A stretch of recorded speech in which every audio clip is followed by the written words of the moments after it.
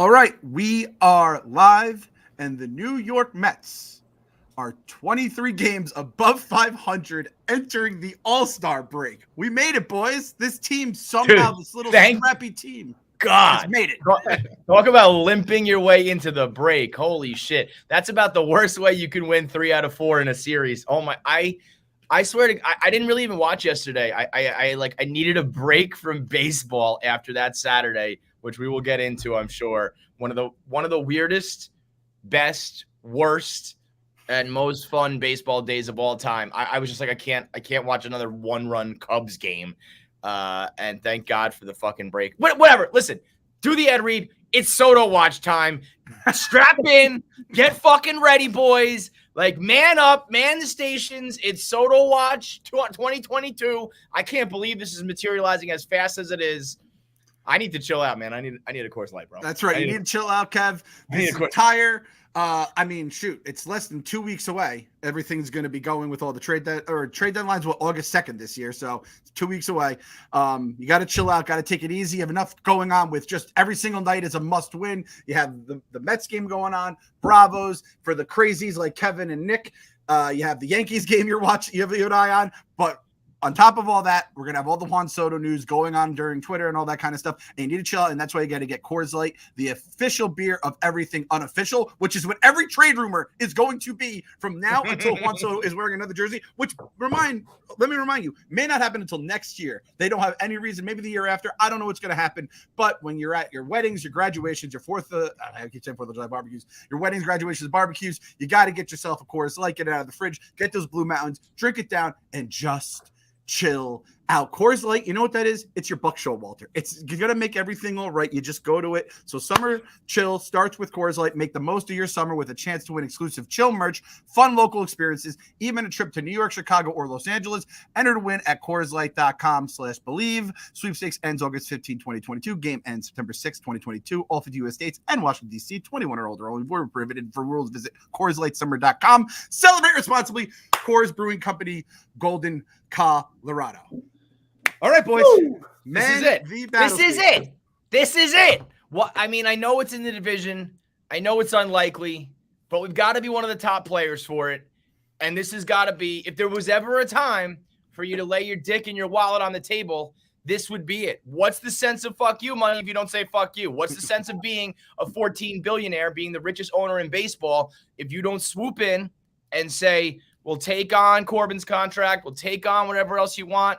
Here's a couple prospects. Here's a couple players.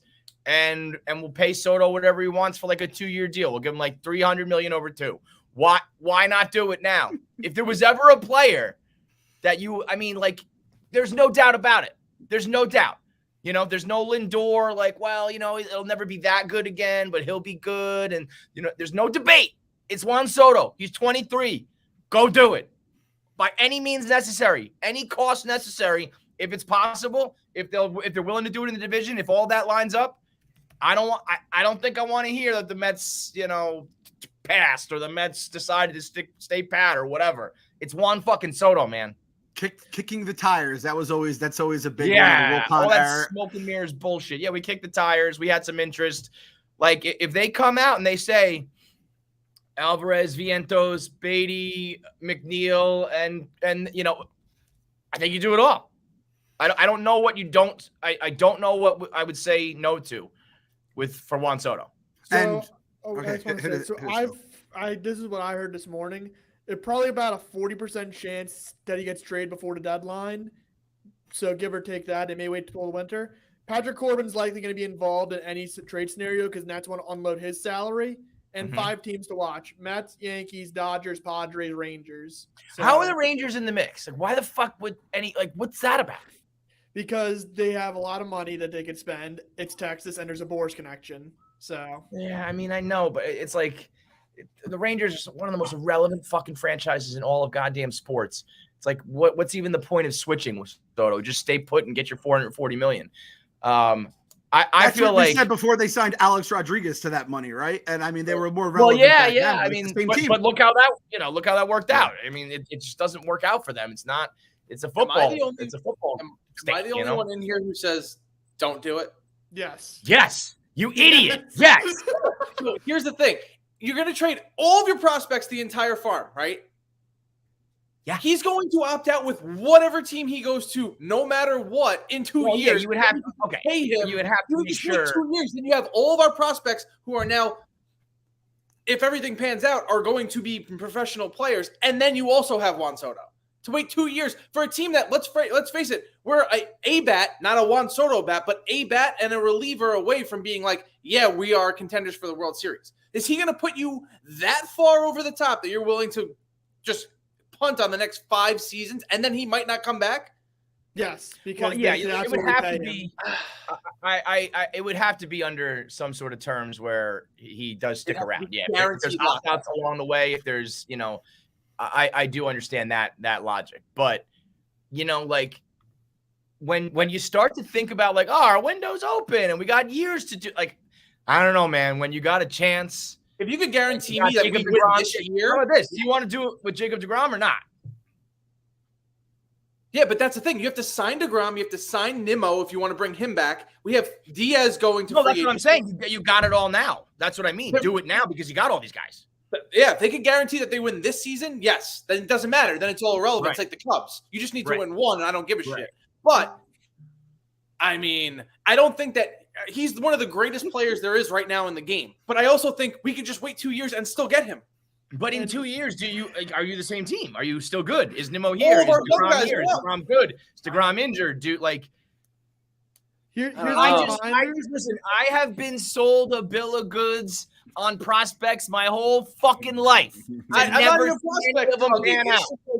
I better see Alvarez. If Juan Soto goes somewhere else, I better see Alvarez behind the plate for the next 15 years. I better see Vientos and Beatty hitting bombs until I'm 50. You know what I mean? You pass on all. If you pass because of prospects, it's not because of prospects. It's because you're going to deplete your entire team, send them to a rival, and then he's going to opt out with whatever team he goes to. I firmly believe if you're going to turn down $440 million in 15 years, and they're coming back with another contract on top of this one that he's going to probably turn down, it doesn't matter who he goes to. He's going to hit the open market. And then, like, let's say the Mets then re-sign him, fine. But then you're paying even higher of a premium. Well, but the money. Look at the Angels. You're going to waste all your money? Listen. The money to me, as we always say, is irrelevant. Right. This is the guy. If you're going to spend tons of money on a baseball player, Juan Soto is the guy, and if you're going to spend tons of money, and Steve Cohen is the guy. Totally that agree. is matched up, 100%. Totally agree. So if it's you just don't know what 2025 is going to have. Going to hold. I mean, like, there's a legit shot that Jacob deGrom is not the same guy. There's certainly a shot that Max Scherzer's not the guy anymore. Honestly, it's now. It's now or like in the next 2 years. Kevin, I think you're selling me on this trade more. I was like, yeah, let's do it. And I've been saying it the way you say it, like, we're not getting a bat at the deadline. We're going to be getting the bat at the deadline. The bat. But if it's like the deadline, you're getting the bat of like the generation, fellas. And if we get it for 2 or 3 years, which is the last 2 or 3 years that are probably good for Jake and Max, I actually understand what Kyle's saying. I just think that we're built for the next 2 or 3 years, not for the next 5 or 10. So here's a reminder. Let's go. Come on. Juan Soto is 23 years old. He's maybe a year too older than any prospect we're giving up. Yeah. Right. It's crazy. It's like you're getting back a prospect almost. It's if the Mets were like last year, if there was no Scherzer, if they were kind of where they were at last year, I would understand what you're saying. But Marte and Canna and Scherzer and like everybody just bam, bam, bam, bam. All of a sudden, this team is one of the top 5 teams, and it's probably only for the next couple of years. They better wait. That's all I have to say. Yes, you're right. But also, like, as constructed, do you think this team's good for the next like 5, 6, 7? Probably not really, right? Like, you have a couple young guys, but a lot of them are older, especially with the pitching. And you're bound to lose a couple here and there to free agency. And then again, I know we're so in love with these prospects. It's like 1 or 2 of those guys are probably not going to be as good as they're hyped up to be. So I just, if you're left storm of the free agencies coming due after this season, but the more perfect storm is right now with the players we have on our team. Right. So if you don't win this season, you're losing 2 or 3 of those guys, like, do we then have the potential to re-sign DeGrom to a big extension, potentially bring back Nimmo, or let Diaz walk? I don't think. No, it doesn't work out math-wise. Dude, they have to win this year. Like Cohen has always said, he's gonna hit the Cohen tax. He just wants to do it when it's right. And when it's right is Juan Soto, Jacob DeGrom, Brandon Nimmo, blah, you know what I mean? So it's an all-star team. I actually do think he would do it. I think he would be like, let's get a $450 million payroll. I'll pay it to make it 600, whatever. And like, I've accomplished what I set out to do like in 3 years.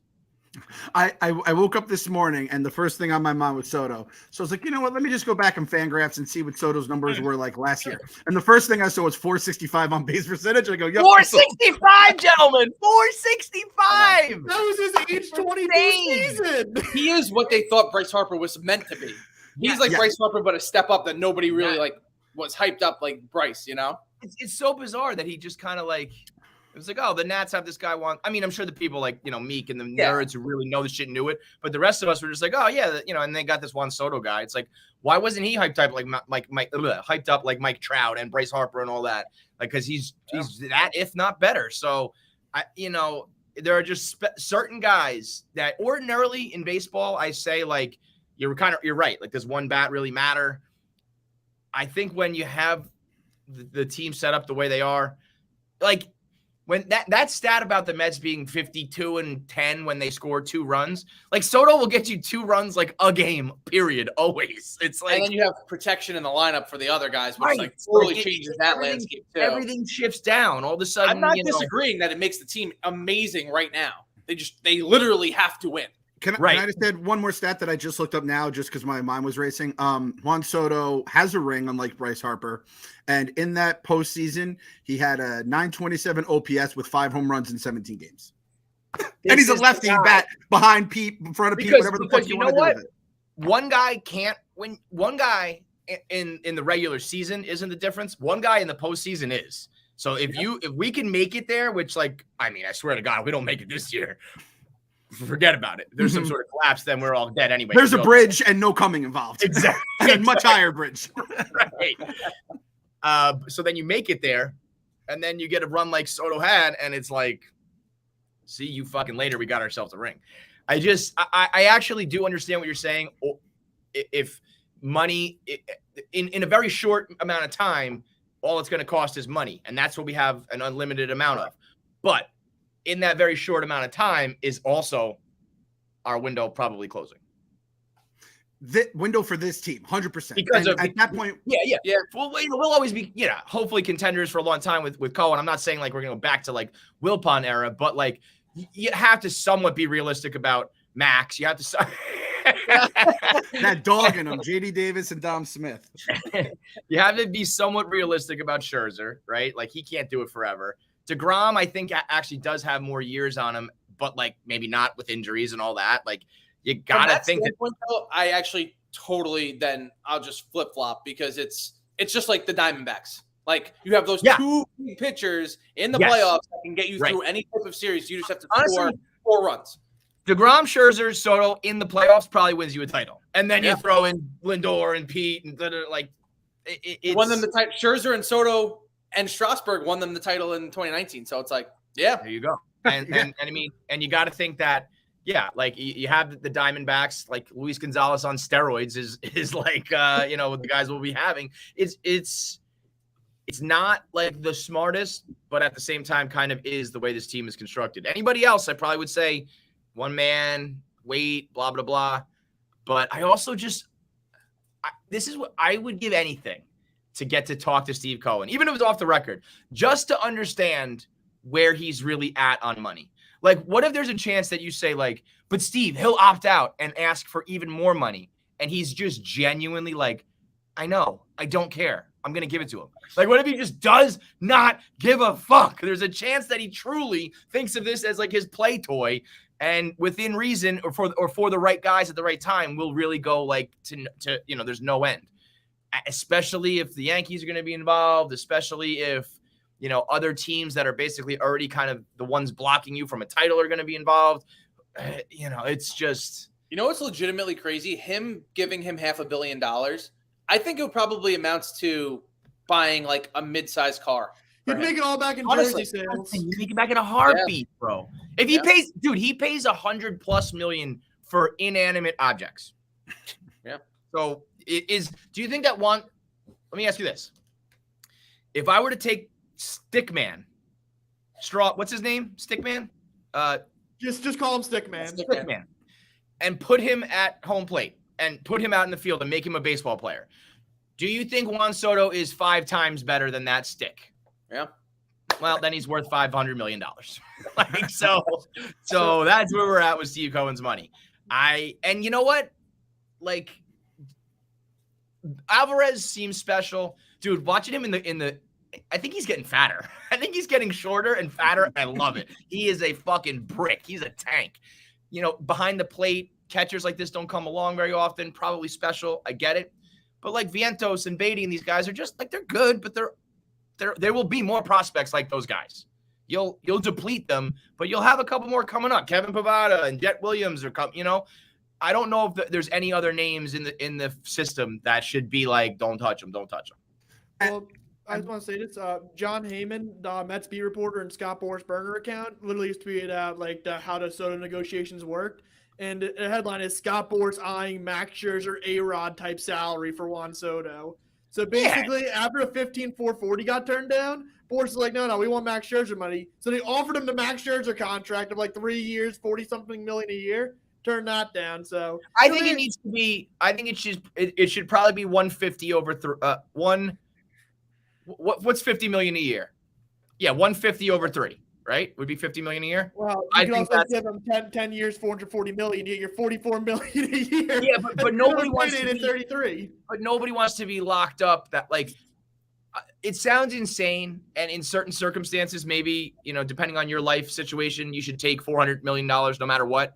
But within like 4 years, that contract is going to age poorly. It's like the Bryce Harper contract. In 4 years, he'll be 27. He'll be in his prime. I know, but you really don't know what's going to happen over the next like 10 years. You don't want to be like, he's so young and has been playing so well and so underpaid for like 5 years that within a couple of years, he's going to go right back into that where he's underpaid for the next 5 years again. He doesn't want to be, he wants to make as much money as he can. If I was that level talent, where, yes, you have to worry about injury, but other than that, you're a lock to be like a Hall of Fame player, I would sign no more than like 3-year deals or 4-year deals with opt-outs. And just as the market rises, so do I. Because there's it's like LeBron doing 1-year deals and just getting the max every single time. Absolutely. I would give him, give him the Dame Lillard contract, give him $60 million a year for a couple years and just keep doing that. And then as the market becomes 70, you give them 70. I mean, eventually there's going to be guys making $100 million a year, and it blows our minds. But when TV contracts and collective bargaining, all this shit happens, it's like this is just the going rate. Look at what Kirk Cousins got, right? He bet on himself. He's such a rare quarterback that he hit the free agent mark because he wasn't a true franchise quarterback. But when a guy like that can make that kind of money because he's out there and those guys are so rare, even though it's not an Aaron Rodgers or Tom Brady, it's the same kind of thing. And that's the thing. We're talking about an Aaron Rodgers. This is an Aaron Rodgers. Don't you ever bring up Kirk Cousins in a discussion about Juan Soto. Well, hey, that's what I'm saying. We're not dealing with some fucking bum here. We're dealing with the fucking cream of the crop, and those guys never hit the market. And I think if we get him, if the Yankees get him, whoever the fuck gets him, he's not hitting the market. I think that will kind of be like we're giving up. Because the other side is, it's like the Mookie Betts, where it's like they remember the Red Sox. They got like middling guys. They weren't exactly studs. Like everyone, I think, is giving up their studs for him, and I think he's getting the contract signed. We're not giving up Ahmed Rosario and our boy Gimme Jimmy, as great as he is, Mr. All-Star this year. We're not giving up those kind of guys. Even think this trade reminds me of the Miguel Cabrera trade. Because he was the same kind of guy, came up, won a World Series young, absolute fucking raker, and everyone's like, this guy is a first ballot Hall of Famer. Cameron Maybin was the gem of that. Cameron Maybin was awesome at the time, and we got him for $1 last year. And granted, he's like, I think he's still going. He stole third fucking base the other day. So yeah. I mean that's what I mean. Like the I am not even thinking about the players, and it would probably take one of our guys on the roster right now that like I love dearly. But no, the Nats are not going to ask for any major leaguers in any of this. You think it's just straight prospects? I'd even better. I thought, because they're rebuilding. That's right. They're really not interested in anything. So, yeah, like nothing changes on this current team Bro, nothing changes except you get Juan Soto. You think those guys in the locker room give a fuck about prospects? When it Yeah, they comes don't to give a fuck. And then if we're being real, as much as I'm yelling about bring him up now, it's only out of necessity and need.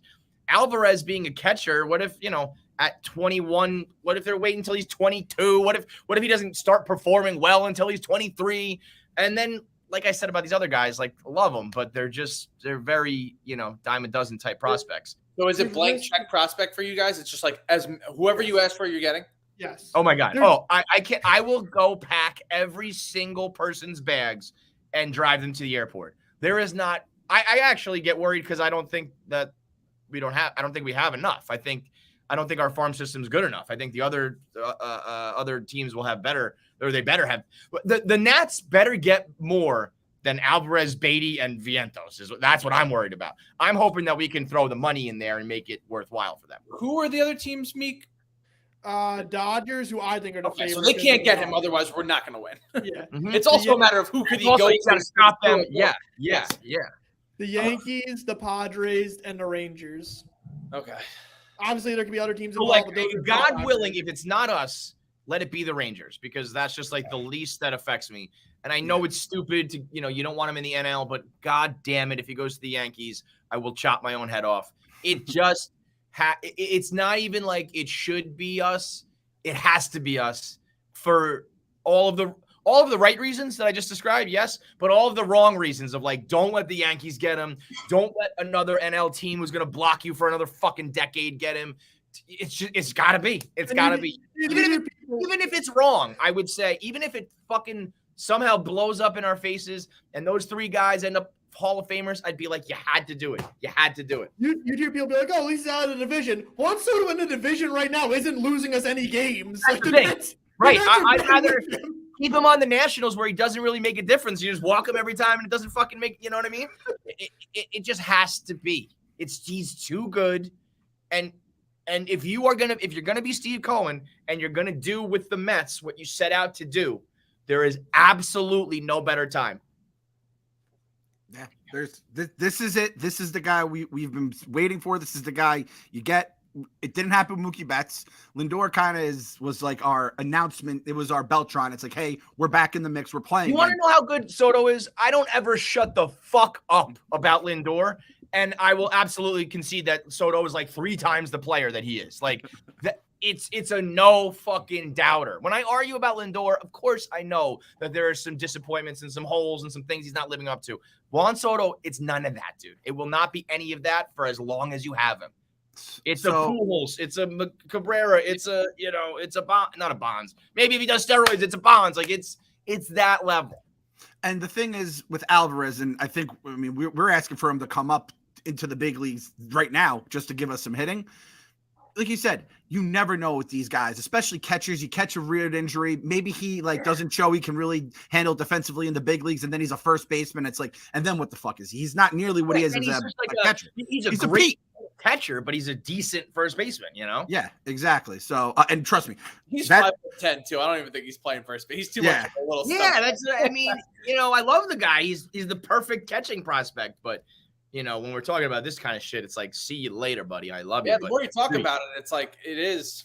If there is ever a window, it is open. I don't know if it's necessarily shutting, but if DeGrom and Scherzer were younger, if we weren't injury prone, if we were, like I said, if we were last year and we still needed like other holes, but like Marte came in and filled that hole, and even Canna came in, and as much as he's been the talk, up and down, and he's hot, plays that role. Like when everyone on this team plays up to their potential, they're pretty fucking unbeatable. And if you added Juan Soto to that mix, I think the thing that really scared me off it was that they compared it to the Herschel Walker trade, which inadvertently created the 90s Cowboys because they got rid of the best player in football. But baseball doesn't pan out that same way. Like football, you could at least be like, that guy's good on this team. He's going to be good on this team, and there's no minor league.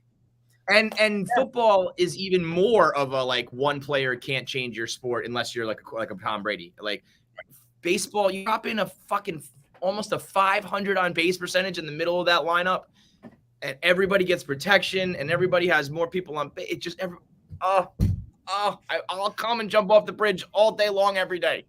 Now I have to include this as well for the people watching on YouTube, and I tweeted this out on Saturday. This motherfucker has chains on chains. I know. I do love cut eyebrows. I mean, he's a him. major leaguer if I've ever seen a major leaguer. So I will say do that love him. about our boy Alvarez. Look at this guy. Look at Doesn't this fucking speak guy. a lick of English. This is not a knock on him at all. It's actually the fact that you are even being in, you're considered a good enough prospect for Juan Soto. There are certain teams out there where this is just an impossibility because they just don't even have the names. That this kid should be fucking proud of himself that it's even possible that you're one of the front runners. That's how fucking good he is. That's like when Jim Bowden included the White Sox and teams interested in Juan Soto. It's like, what the fuck are you gonna give up the Chicago Bulls for? Jerry Reinsdorf has never given out $100 million contract. How is he gonna give Juan Soto whatever the fuck he needs? The Chicago Bulls. Imagine that the Bulls and the Wizards are just one team now. They just that's we were you tweeted that this weekend. Can Steve Cohen just buy the Nationals outright and then just trade? Yeah, you're going to the Mets, man. It's probably easier to do that. It's probably easier to buy the Nationals than it is to trade for Juan Soto. Oh my God, it would be heaven on like think about how good some of our players have been. When Pete is clutch, when Lindor is hot, when the team is clicking, and none of them even come close to Juan Soto. That's how good he is. It's fucking incredible. He's the one, dude. He is the one. We've been saying it, thinking about free agency, and then all of a sudden this shit goes 100 miles an hour, and you got to do it now or never. You just don't have the luxury of waiting 2 years. Let me ask you this then, because you say he's the one, and I'm thinking, who else is the next guy that could potentially be signing a contract similar to this? Because I think a lot of those guys have come up and done it, and the only other guy in terms of money and then potentially a trade is Ohtani. That is out there in terms because he's a two-position fucking guy, and he is a unicorn in his own right. So which would you go for here? Soto, the younger guy, or Ohtani, the guy who could do two things but has injury problems? I think he's pushing 30. He's I don't know. Shohei Ohtani. If he's pushing 30, then it's a no-brainer. He's 28 years old. 28, just turned 28 on the 5th. I mean, that's 5 years older than Juan Soto. Yeah, it's 5 years older. He's 30. Yeah, that's a whole prime. He's 23. It's great. It's just the one. It's the one. Like the Jet Li flick. It's the one. And you know what's a good if somehow it goes, we don't get him, then it's got to be Ohtani. Then you just move on and there's not a bad consolation prize in the world's only two-way player. But we saw it worked. It worked. The Nationals won the fucking World Series. It worked. And I think honestly this team is better than that team. And it should work too. And of course, it takes luck and all this shit. Got to stay healthy, yada yada. But it's also, if you needed a little bit of convincing, if he hadn't won a World Series yet, you could be like, well, doesn't matter if you have these bats because you still got to have pitching or whatever the fuck but it worked. It fucking 100% worked. And I'm so sick of being the only team in the NL East that hasn't won a fucking World Series. So let's go. Like you said, Scherzer, Soto, and then, Ed DeGrom on top, Pete, Lindor, all those guys instead of whatever they had in Washington a couple of years ago. It's fucking, it's absurd. It's absurd to think about. Here's the other thing about the way the Nats view players. They're so far behind on analytics. Think of that scene in Moneyball where the scouts are saying, oh, his girlfriend's ugly, he's not confident. That's the way the Nats are viewing prospects. They don't use TrackMan data or all these other analytics. Right. So they may be tricked into taking shitty prospects. Right. You're gonna. It's going to take a boatload, but you could still fleece these guys. They're so bad at this that whoever it's going to be is going to overmatch them, no doubt, in this trade. So we've got the money. We're dealing with the stupidest team. We have the best pitchers for the shortest amount of time. We have the best lineup to insert it into, and he is the best on the planet. It's the one. I would love to hear. I'm thinking this. Don't you think Steve Cohen and his brain trust has to be thinking this too? 1,000%. And that's the thing is Cohen's a Mets fan too, so he's knowing about Soto, and he knows he's like, oh yeah, I own the team. He's instead of us saying Cohen owns the team, he's like, oh yeah, I own the fucking team. And this is the Billions guy. This is fucking Bobby Axe. What does Bobby Axe do? He fucking wins, and he does it in grand, spectacular fashion. I'd love to get Buck Showalter, just have him put some truth serum and be like, Buck, what would you do if Juan Soto's on? You'd be like, oh boy, I'll tell you. Let me tell you. now, let's say you offer him Alvarez, Beatty, Vientos, that other pitcher who's doing well right now, and we just keep going down the list. Like you can literally have all of them, and they say like, "Thank you, but we like the top prospects from the Yankees or the Padres better." So then you say what? Like then can we take on? Obviously we're taking on Corbin, right? Is there others? Can we take on Strasburg? Can we take who else can we? Is there enough bad contracts? I would take on Strasburg. The thing is, he has 10-5, right? So he has a full no trade clause. So he could. Okay, but let's say he is okay with it because it's like, come on over to the Mets. You're gonna win a World Series. So we'll take him on. Like, can we just keep adding contracts? Is that allowed? Is that like? Yes. There's no rule about adding more money to your team. Right. Like, I mean, it'll put us all past all sorts of thresholds. But like, whoever you don't want to pay anymore. I would do it all. I would do it all.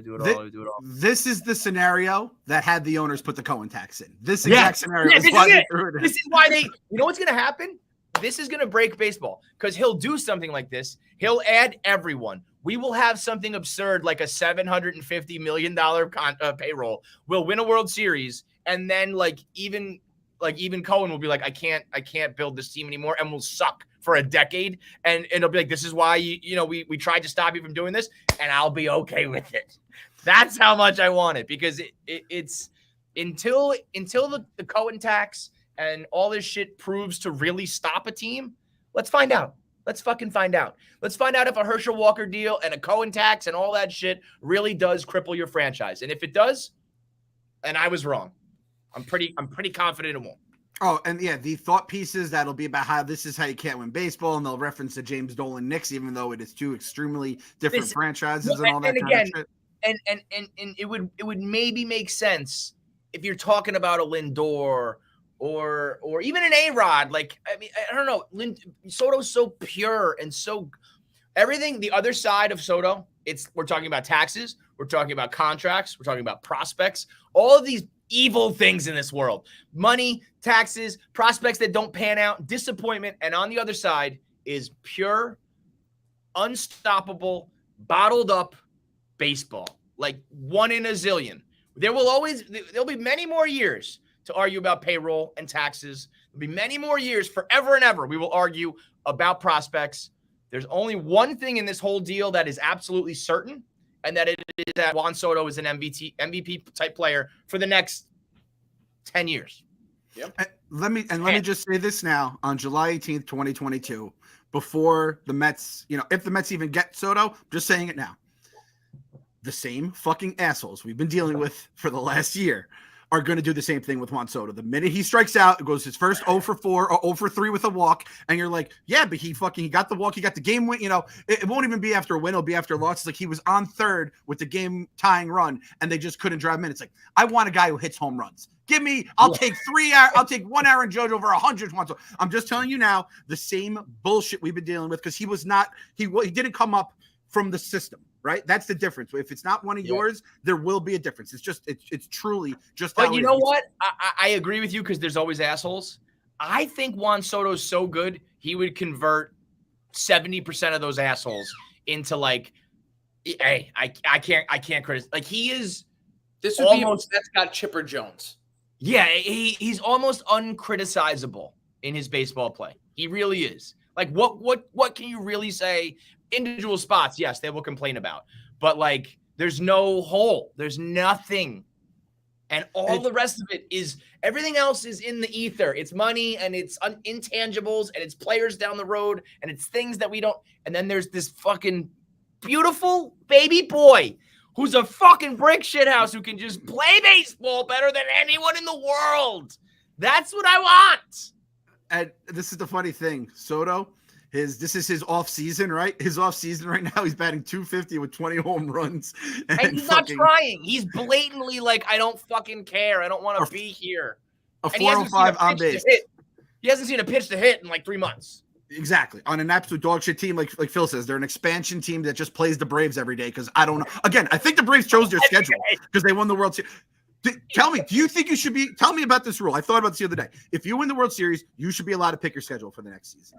And then all the other 29 teams have to then figure it out from there. But it's like, we won the World Series, we're the champs. 162 games, it's a marathon. We get to choose it. And I'm telling you, they started it with the Braves this year. You at least get to pick your in division games. You get to do that. Everything else you can sprinkle in because a whole 162 is crazy. You can load it up. But the Braves play the Nationals 7 times it's 7 every day. Every fucking day it's the Nationals. It's great. Why is that? Why has that been like? Why did we play the Phillies? And why do we play the Braves? Like, why is it that way? How come they didn't make it like a rack in the 3-point contest? Like, scheduled to 19 games versus the Nats to end the season. It's like saving for the end. Yeah, it's crazy every single day. And the fact that, of course, they finally win the Nats, and it's the one day we lose too. It's like they are literally worthless, the Nationals. Do us a favor, because you haven't done one for us the whole fucking year, and give us Juan Soto. And I do think that the Mets would have to pay a premium in division. And I think the Mets are the only that are fine paying that premium between both prospects and money in terms of taking some in. And whether or not the Yankees, I don't know that. What's the name of that freak? They call him the alien. Like that. Dominguez. Yeah, they just brought him up the Hudson Valley. I'm gonna try to see him one of these days. I don't know what that's the thing about Jason Dominguez. We've been hearing about this kid for like maybe 2 or 3 years. He just made single A. Yeah, exactly. That's a prospect. The Rangers, like you said, you have to remember, man, prospects are a tool that owners and franchises use to manipulate fans. I swear I genuinely believe that. I really do. I really think that they do that to keep you buying tickets or to keep you to not have to spend money and to do all that shit. And it's something that we have to latch on to because only one team a year wins the World Series. So you have to hope for the future. And like, you just can't imagine there would be a time, a little snapshot in history. Imagine if Juan Soto was around when like Lastings Millage and Fernando Martinez and Carlos Gomez and those guys were around. And you'd be saying, dude, no, come on, look what we got. And look what fucking happens, you know? There's every chance that happens. Your best case scenario for all your prospects doesn't even equal Juan Soto. Like individually, none of them are going to be as good as Juan Soto. Yeah, if you add up Alvarez's top talent, Vientos, Beatty, all of their top, if they all reach their peak, I genuinely think it won't be as many wins as Soto will give you. And we'll kind of just transition that to, again, last night, which added a fucking – didn't add gasoline to the fire. It added napalm to the fire because the Mets draft a catcher with their first fucking pick, Kevin Parada. By the way, a Barstool athlete. He has his fucking shirt at the store. Buy it. It's apparently Catcher University. It's like Kyle said. It's basically what Penn State is for linebackers. That's what he is. He's a stud, obviously, and everyone's like. And this is my question. So, and then everyone immediately is like, we're going to trade him to the Nats, keep Alvarez, blah, blah, blah. And I think Alvarez would have to go to the Nats. Any of these guys, could they be a player to be named later? And then that player gets named after the World Series when you're allowed to trade your draft? You cannot trade anybody in this draft until after the World Series. They can't be players to be named later. I think it's a. What about a player to be named really later? After the World Series, to say. I traded our whole fucking draft for Juan Soto. PNTB. WS, player to be named after the World Series. How about that? I mean, again, Bobby Axelrod. I'll write you a little note, slip it under the table. You also get Jet Williams and Kevin Parada and all these guys that we can't trade you yet. We'll just do it for a bag of balls, next year. I do like it. I mean, I don't watch college hoops, football, or baseball anymore, so I'm always just listening to the analysts. But I'll tell you something. I do know good names. Jet Williams. That's a player. That's a fucking player right there. Kevin Parada being a catcher, when you draft guys, think about how far Barstool's come. Draft guys, and you don't even have to make merch. They already come with their own merch. Are you kidding me? It's a package deal. These guys they're drafting they're living in the future with this draft right here. But who fucking knows? Are any of these guys like college level polished that they can like come up like right away or the next year, or they all These guys are ready to go. Maybe he's from college, so maybe 2 years. I don't know. I don't know anything about these prospects. Jet is Georgia Tech, and Kevin is Jet's from high school. Jet's high school. Oh, who's Jet? Somebody's from Georgia Tech, no? Yeah, Parada is. Parada. And Jet, by the way, is a short king, 5'8", so you're dealing with like a fucking Altuve guy. He's a shortstop. And then this one flew under my radar. I missed this pick. I guess it was the later pick. We have a guy named Blade Tidwell. Tidwell, Kevin. Blade. You want a fucking name? Dude, I also love I saw somebody said our top 4 picks were all within Keith Law's top 50. I was like, I fucking hope so. They were all like, it was like 3, 11, 36, and 46. I was like, yeah, that should. I mean, we had two first-round picks. I'd imagine we'd have a good draft. Right, yeah. Like that. It fucking better be. But nonetheless, to know that at least according to Keith Law, and if you trust all these analysts, I mean, baseball being the weatherman is more fucking exact than being a baseball prospects scout. It's like, who fucking knows, except when it's Juan Soto. But I mean, I feel like the baseball draft has gained a little bit of steam here and there in the last couple of years. They make a little more of a spectacle. People are a little more plugged in because of social media. We follow guys like Mike Mayer, who I know a fraction of something about it. But I feel like everybody right now is hyped up about their 5 guys, and it's like probably none of them will be good because that's how baseball works. But Jet, Blade, come on, let's go. These are they've stacked the deck with all the necessary things: the gut feeling, the good names, the top picks. What's the phrase? What's the word, Clem? We haven't said it in a couple years now because it's all panned out. Infrastructure. Fucking infrastructure. Our scouts, our analysts, our analytics, Epler, everybody's in their bag right now. And hey, listen, Steve Cohen wants to be the Dodgers of the East or whatever, and trading these guys, if they're the top guys in the system and you're moving them out, it's all about the next set of guys and building it up. And the Dodgers, O'Neal Cruz, they traded for fucking who was the reliever they traded? Watson, Tony Watson. They traded O'Neal Cruz. Jordan Alvarez for Josh Fields. The Dodgers. Okay, great guys. That's what you need to remember. If you're uncertain about it, like Kyle is, like how many times now have the Dodgers made a move where you've said, like, oh my God, the rich get richer. Like they're still hungry for more. And it's I honestly, like, it was Trey Turner and it was Trevor Bauer at the time seemed like a big deal, and like Mookie Betts, like it was already like, you guys are already World Series caliber and you added like 4 more top free agents, prospects, whatever, right?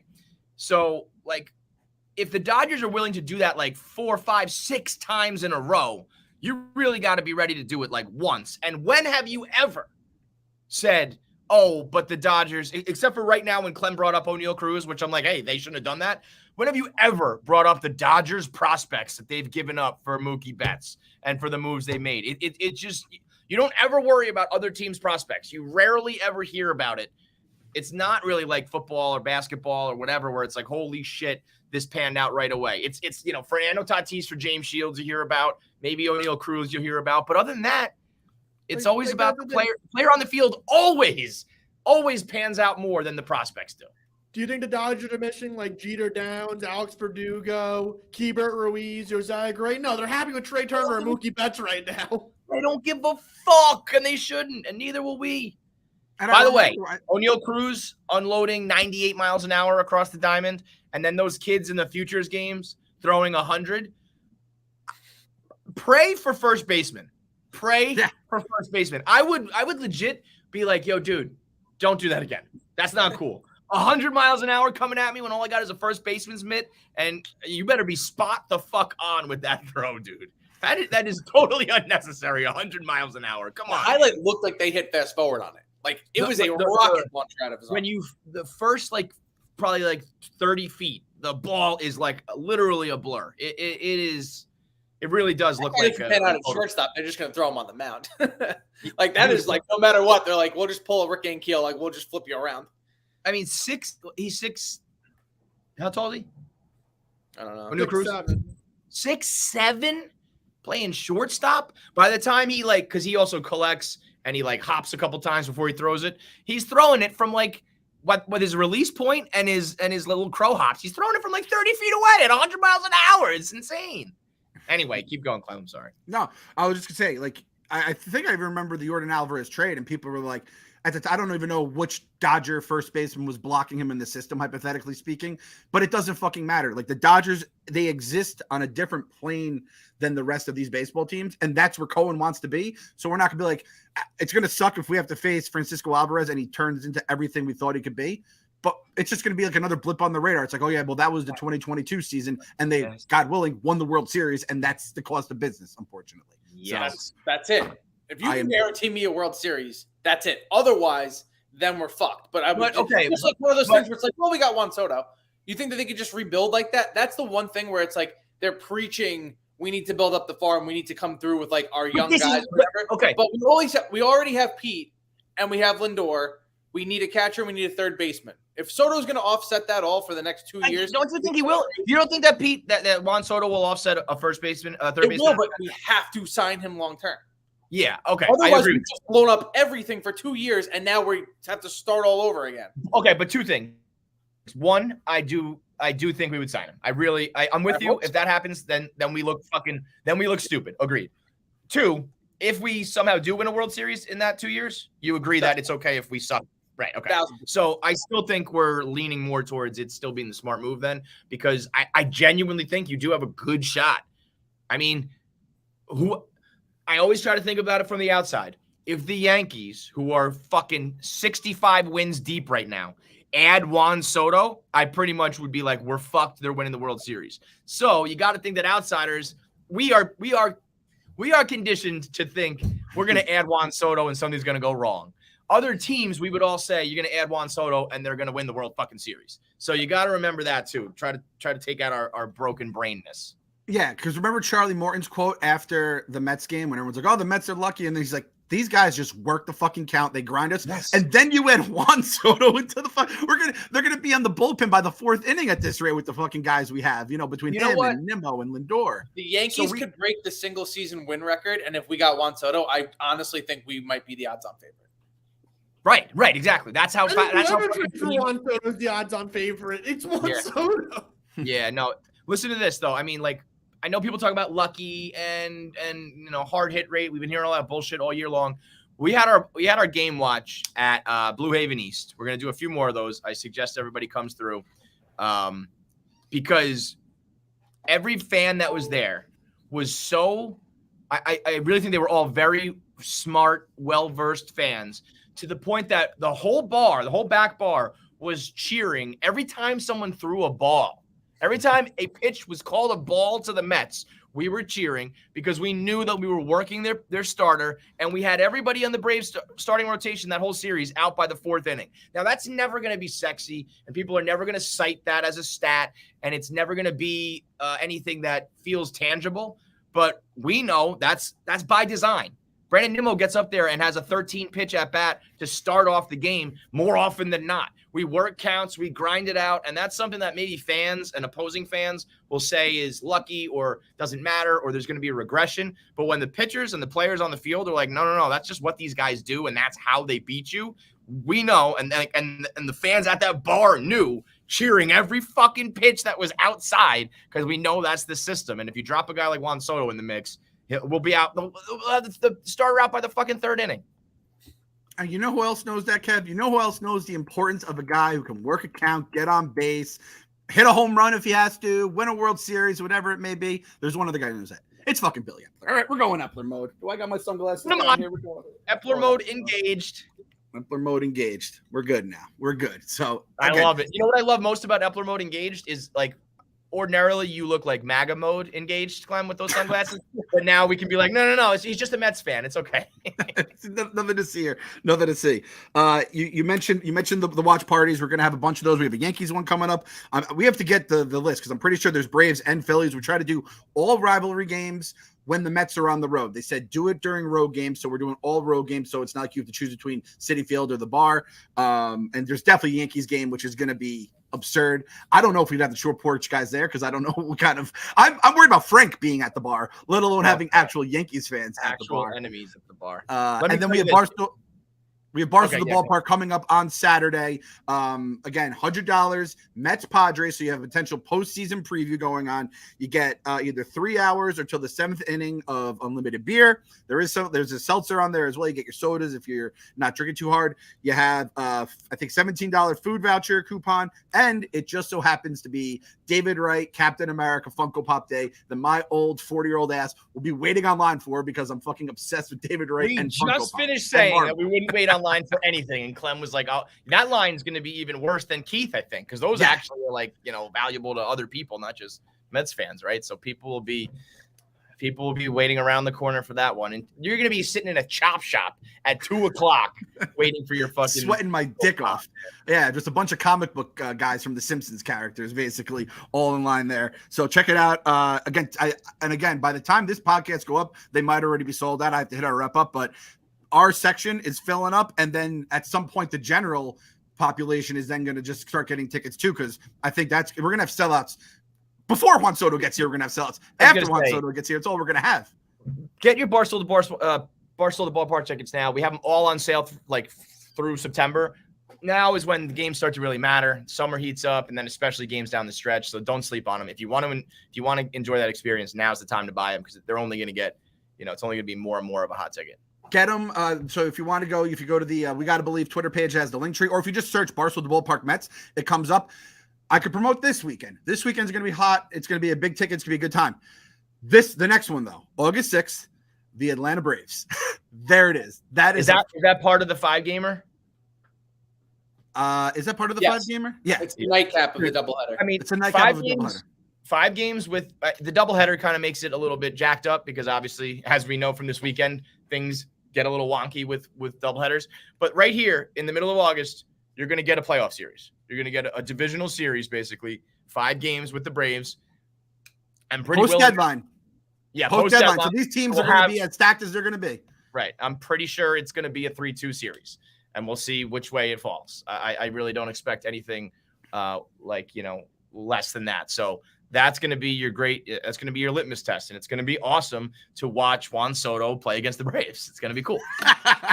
So get your Barstool the Ballpark tickets now. I mean, that just fucking writes itself. Before we get to, obviously, we're dealing with the future here, we'll just quickly touch on, Soto definitely buried the lead. This Cubs series was. Let's talk about the Cubs. Let's talk about the Cubs real quick, man. I could do another hour on that Cubs series, specifically the doubleheader.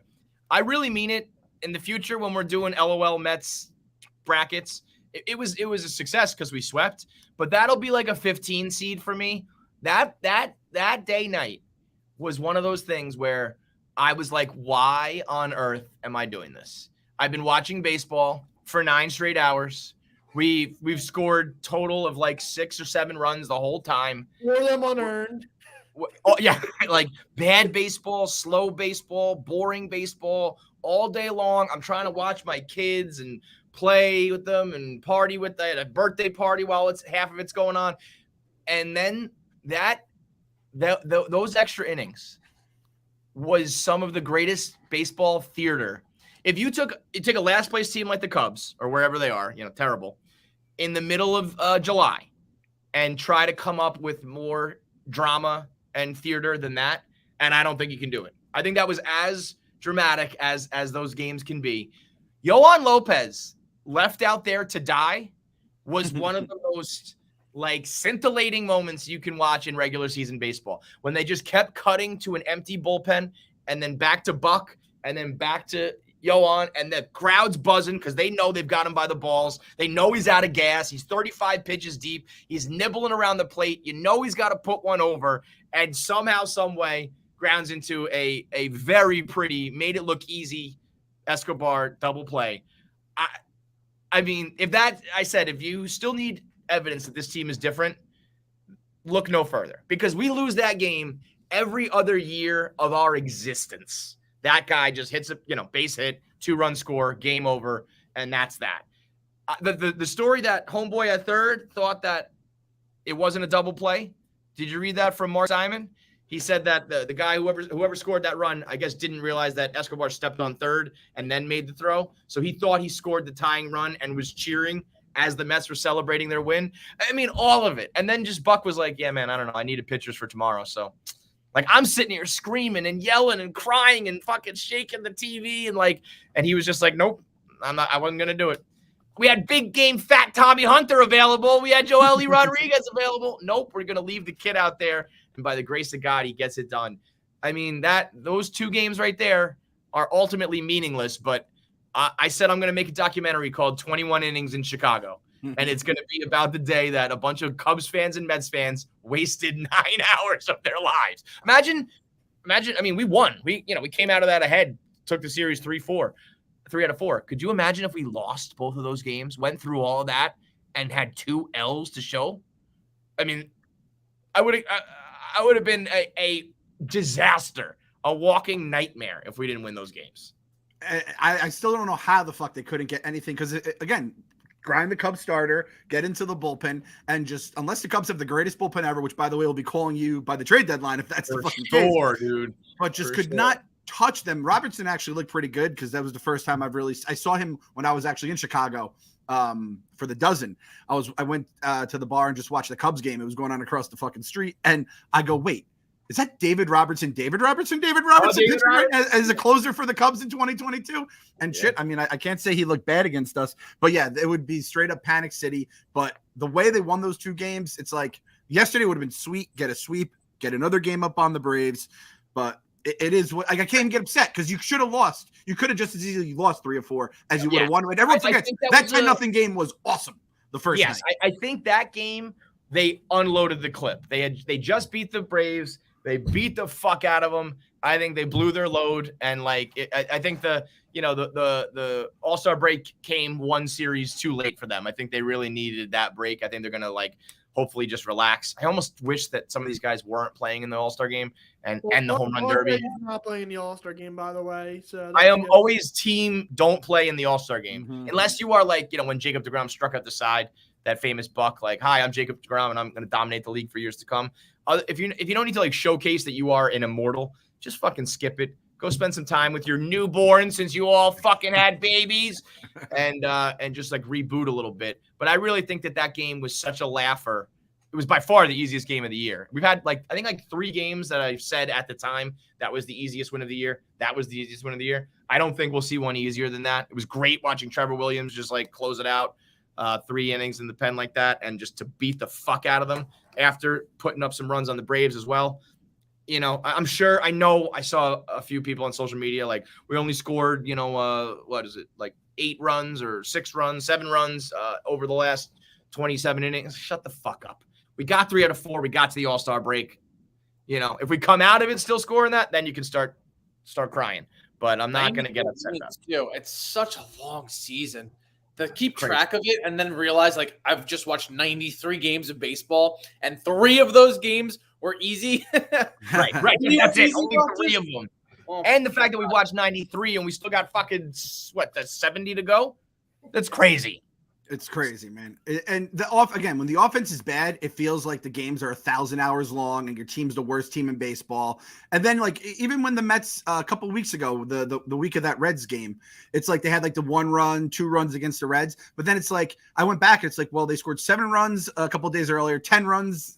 It's they still average 5 runs. The Mets, I think, are 5th in baseball in runs scored. It's just they've gotten quieter lately. The bats have cooled down lately, and it's just a product of baseball. So, and again, we're getting Juan Soto. Everything's gonna be fine once we get Juan Soto. He solves all the problems, man. I wonder if someone would take the time. I'm certainly not going to do it. If you go through and you take out the Brewers blowout, I think the Padres blowout, throw out some of our blowouts and see what our run differential is in our normal games. Get rid of the outliers where either side of the team scored 10 runs. Because I do feel when we score a shit ton of runs, it's very rare that it's an 11-10 game. And that's only happened a few times. I feel when we put up big runs, we also shut them out and vice versa. So, that run differential, part of me wishes it was a little more flat than some of these ups and downs because it just makes you want to pull your hair out. But yeah, I mean, just so quickly to forget, it's if Escobar has a bad week next week, people will be right back on his case, even though, in the field and at the plate, he was lights out for us for a couple games.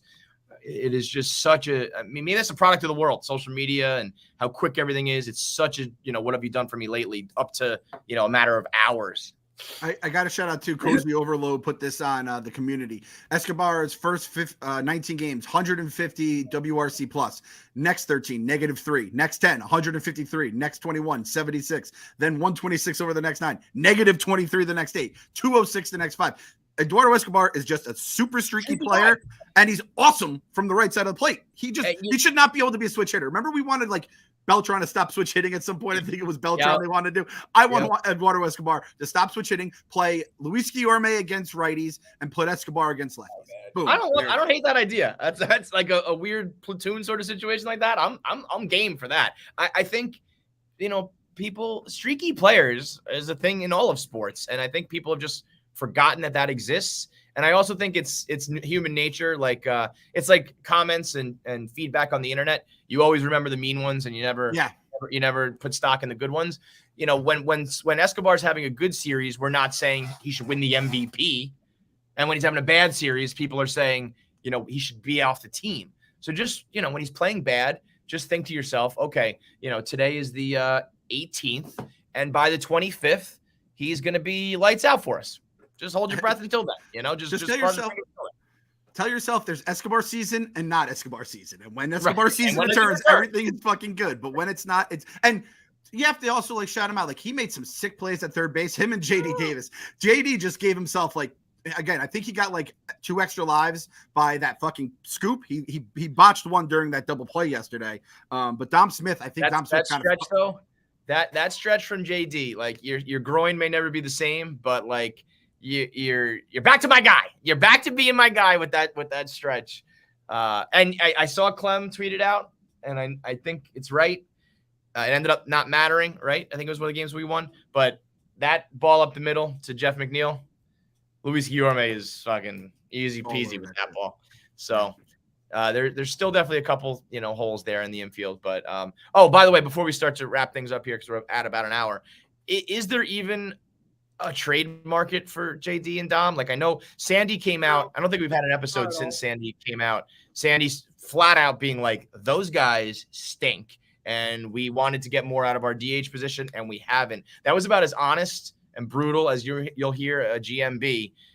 Yeah, there's just nothing, right? It's just there's nobody who would take that. Maybe right? Dom, maybe do a throw-in in any other trade, but it's not any integral piece or something. Yeah, because I do think that Dom is a curious case and always kind of has been. To not have a home run in over a year when you're as good as you once were, not saying he's, I don't know, a Juan Soto type, but he was a baseball player who, might be streaky or whatever, but he did get hits, including extra bases and including home runs, and then he just stopped entirely altogether. Without really an injury. Alonso during that 60-game season. They were Dom's our first baseman. Let's go get a Bro, I remember saying, if we have to trade one of these guys, maybe we trade Pete because his, stock's higher and we can put Dom there. And it's shut the fuck up, you dummy. Yeah. You don't know what you're talking about.